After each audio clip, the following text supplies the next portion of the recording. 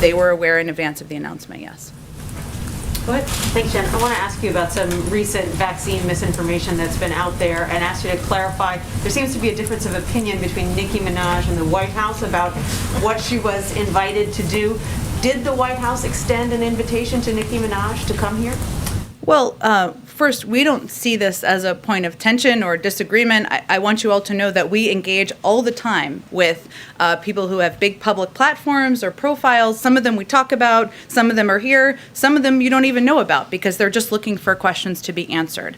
We offered a call with Nicki Minaj and one of our doctors to answer questions she had about the safety and effectiveness of the vaccine. This is pretty standard and something we do all the time. It was a very early stage call at a staff level, staff to staff, and we weren't even at the point of discussing, or we're not even at the point of discussing, I should say at this point, the mechanisms or the format or anything along those lines. It was simply an offer to have a conversation and an early stage call. And do you think that's going to happen?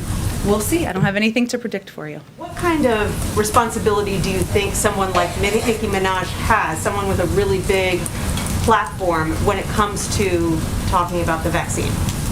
Well, our hope is that anyone who has a big platform is going to project accurate information about the effectiveness of the vaccine, the safety of the vaccine, and the availability of the vaccine. At the same time, and both can be true, we also recognize that people have questions out there. They have questions they want to have answered by their doctors. We have doctors who can answer questions. And this is something, again, in our outreach to celebrities, it follows a pretty standard process. We, officials who are working on these issues and engage in regular conversations, offer to answer questions, offer to do that privately sometimes. Sometimes it's done publicly. And I would say that if we believed that everybody who had skepticism about the vaccine wasn't someone we should engage with or talk to, we wouldn't have made the progress we've made. I mean, remember back in December, only 33% of the American people were open to getting vaccinated. Now more than 75% have had at least one shot. So part of our strategy and our objective from the beginning has been engaging with people who have questions to help answer their questions.